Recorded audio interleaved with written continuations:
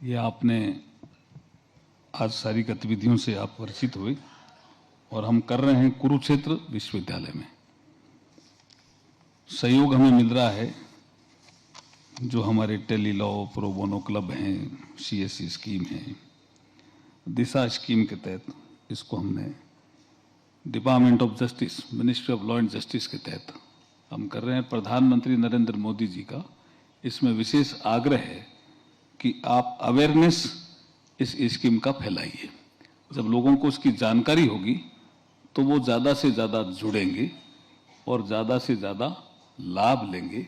उनको पता लगेगा कि भारत सरकार ऐसी एक स्कीम चला रही है। इसलिए आज हमने आपको सबको तकलीफ दी कि आप इस प्रोग्राम में आइए और हमारा जो ये कार्यक्रम चल रहा है उसको सुनिए और समझिए।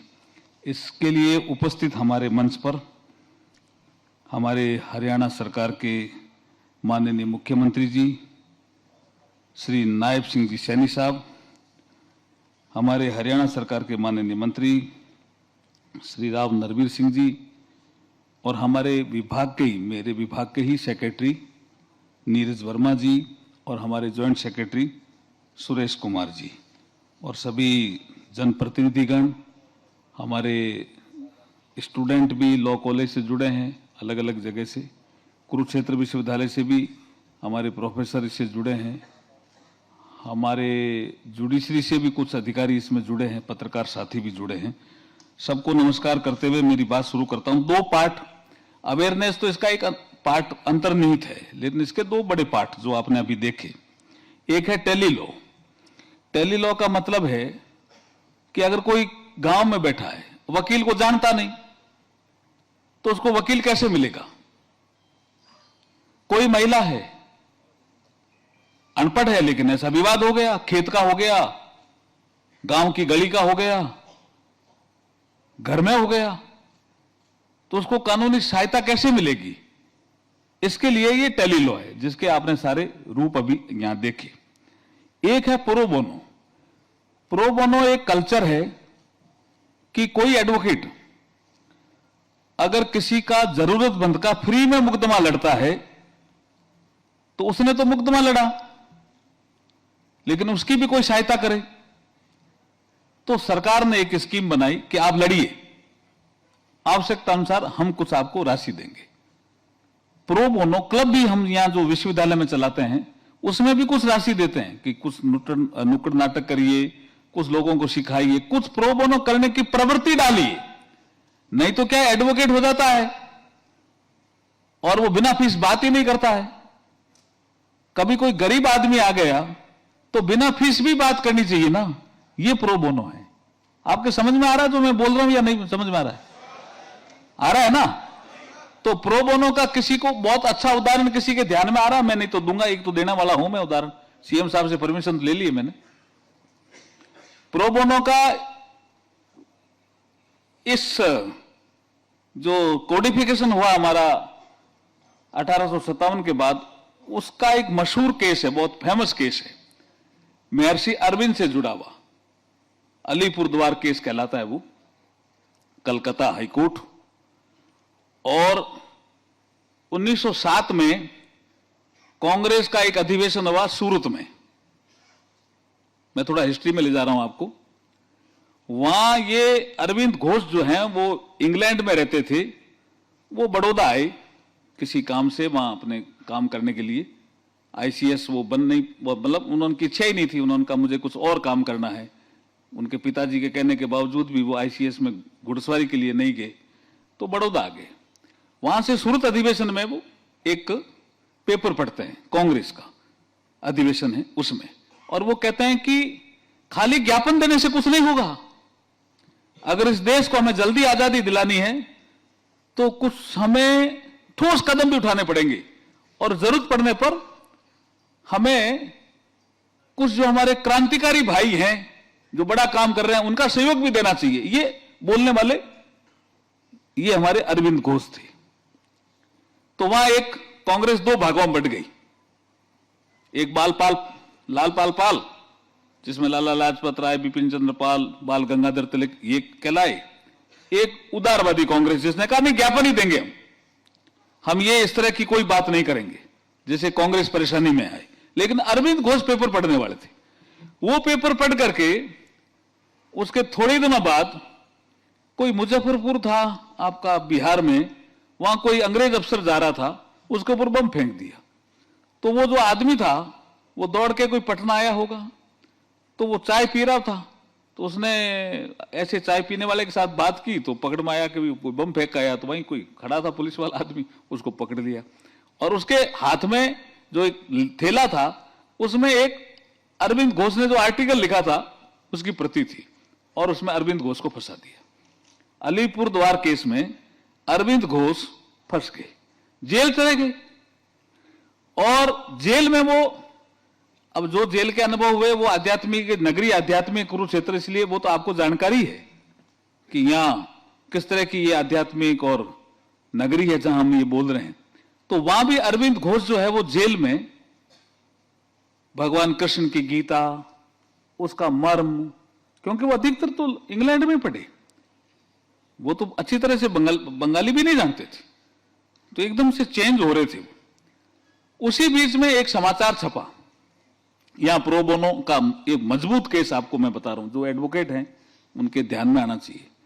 सीआर दास एक प्रसिद्ध वकील थे कलकत्ता हाईकोर्ट के, चित्तरंजन दास, उन्होंने अखबार में पढ़ा कि अरविंद घोष को फांसी हो जाएगी।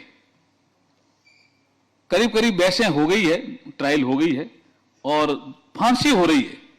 तो उन्होंने सारे अपने प्रोग्राम छोड़े और कोर्ट में चले गए। कौन? अरविंद, ये सीआर दास। कोर्ट में गए तो वहां जो जज था वो भी ब्रिटिशर्स था, अंग्रेज था। वो पूछता है सीआर दास से,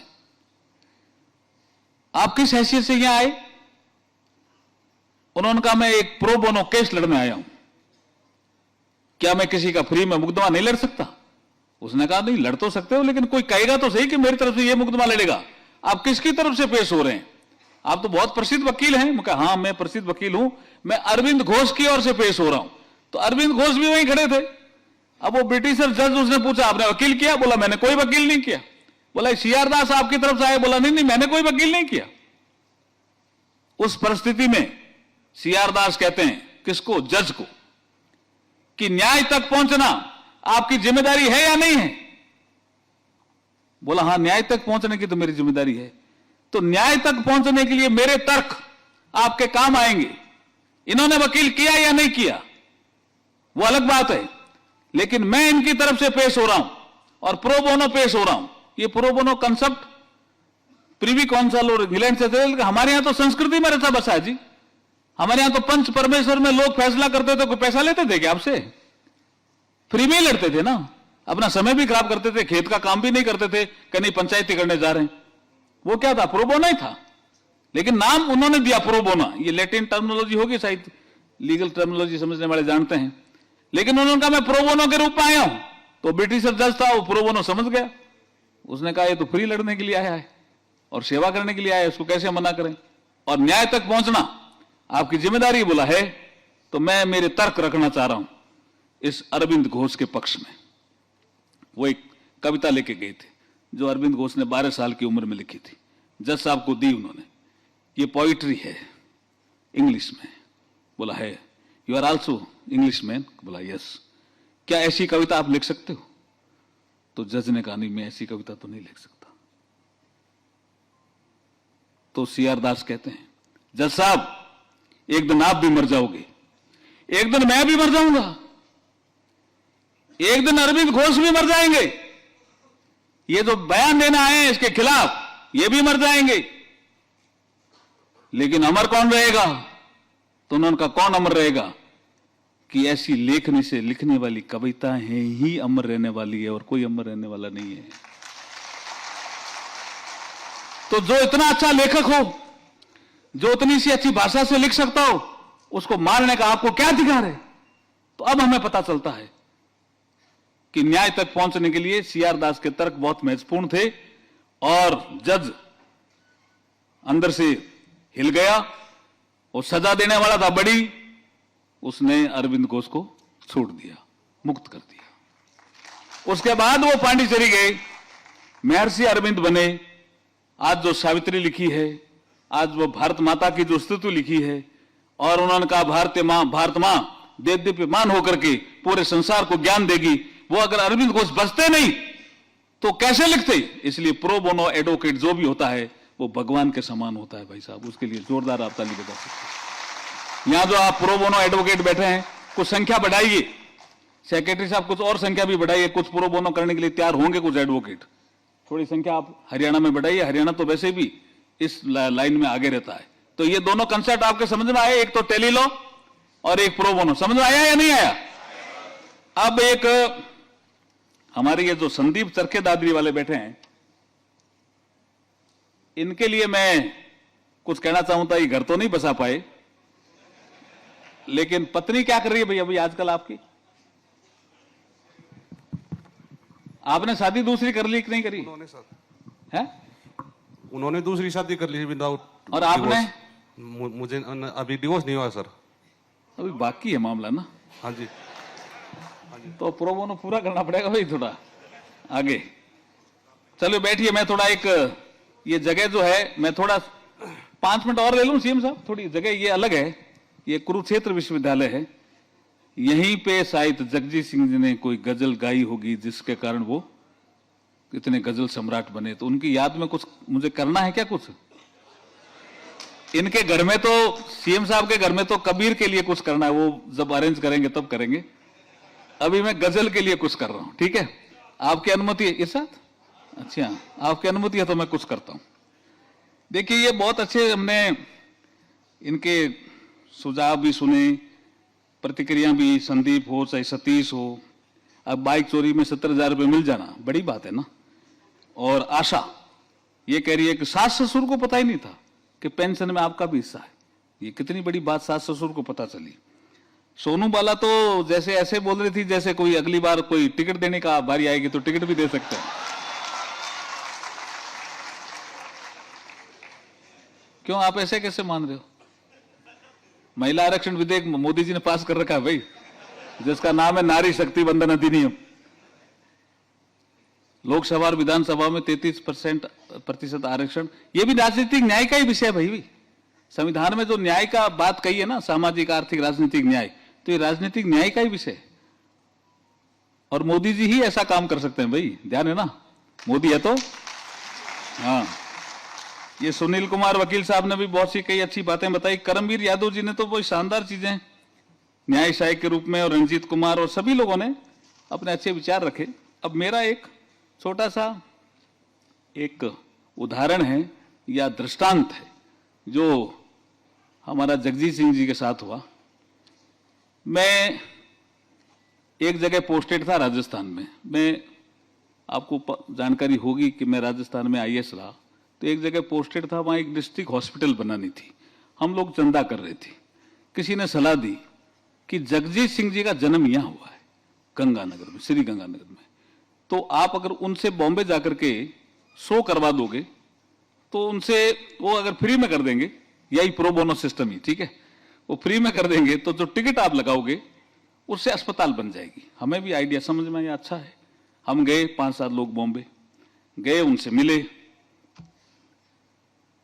उनको कहा, उन्होंने कहा श्री गंगानगर में जरूर आऊंगा, आ जाऊंगा। लेकिन हमारे साथ एक उल्फत राय सैनी करके एक बहुत अच्छे उद्योगपति भी थे और एक सामाजिक कार्यकर्ता थे, जिन्होंने जगजीत सिंह जी को गोद में खिलाया था। उन्होंने कहा जगजीत तू नू को लेकर के नहीं आएगा, नू का मतलब यहां बहू को कहते हैं ना। तो उनकी पत्नी ने कहा कि चित्रा, उन्होंने कहा मैं नहीं गाती, आजकल मेरे लड़के की कार एक्सीडेंट में डेथ हो गई है तो मैं नहीं आती, मैं गाती हूं, जाती हूं उनके साथ। अब वो माने ही नहीं उल्फत राय जी सैनी साहब। तो उन्होंने खूब कहा कि मैं चल रहा हूं ना उल्फत राय जी। उन्होंने कहा नहीं आपको तो नूह को लेके ही आना पड़ेगा। पंजाबी में बात कर रहे थे, जगजीत सिंह जी पंजाबी अच्छी तरह से जानते थे, लिखते भी थे। तो अब वो खड़े हुए जगजीत सिंह जी और उन्होंने एक गजल का एक भाव समझाया। वो मैं जब पति पत्नी का झगड़ा होता है, ये संदीप के लिए नहीं कह रहा हूं, जहां कहीं भी मेरे को पति पत्नी के झगड़े समझाने के लिए जाना पड़ता है तब ये गजल गा करके भी सुनाता हूं। और अभी मैं कुरुक्षेत्र में हूं इसलिए मैं जगजीत सिंह जी को श्रद्धांजलि देने के लिए वो गजल गा रहा हूं, ध्यान रखना भैया, ठीक है। जगजीत सिंह जी खड़े हुए और कोई साज सामान नहीं था, सीधे खड़े हुए और उल्फत राय सैनी साहब को मुखाबित होकर के बोलने लगे कि सैनी साहब, मैं गजल सम्राट हूं, मुझे देश और दुनिया में मान और सम्मान मिला है, लेकिन एक सुख की कमी मेरे में भगवान ने रख दी, वो है हमारा पारिवारिक सुख। मेरे लड़के की डेथ हो गई एक्सीडेंट में, तो कई बार सारी चीजें एक साथ नहीं मिलती। मैं चल रहा हूं, मुझे ले चलो, मैं शो करूंगा, आपके अस्पताल बन जाएगी। वो फिर अड़ गई उल्फत राय सैनी साहब। तो जगजीत सिंह ने कहा, जग ने छीना मुझसे मुझे जो भी लगा प्यारा, हर जीता किया मुझसे मैं हर दम ही हारा, तुम हार के दिल अपना मेरी जीत अमर कर दो, मेरी जीत अमर कर दो, संगीत अमर कर दो। कितनी बड़ी बात कह गई थी वो। मैं पति पत्नी को समझाने जाता हूं तो ये गजल सुना के कहता हूं, ठीक है आप लड़े, किसी कारण से लड़ाई हो गई, प्री लिटिगेशन से भी समझ में नहीं आया, लेकिन दोनों में से एक को हारना सीखना पड़ेगा। दोनों में से एक हार गया तो परिवार जीत जाएगा। इसलिए जगजीत सिंह ने कहा, जग ने छीना मुझसे मुझे जो भी लगा प्यारा। कई बार सबको सब कुछ नहीं मिलता जी, जो मिला है उसको बेस्ट बनाओ। जग ने छीना मुझसे मुझे जो भी लगा प्यारा, हर जीता किया मुझसे मैं हर दम ही हारा, तुम हार के दिल अपना मेरी जीत अमर कर दो, मेरी जीत अमर कर दो, संगीत अमर कर दो। तो न्याय बंधु से जुड़ करके न्याय की जीत आपको करनी है। बहुत बहुत आभार, धन्यवाद।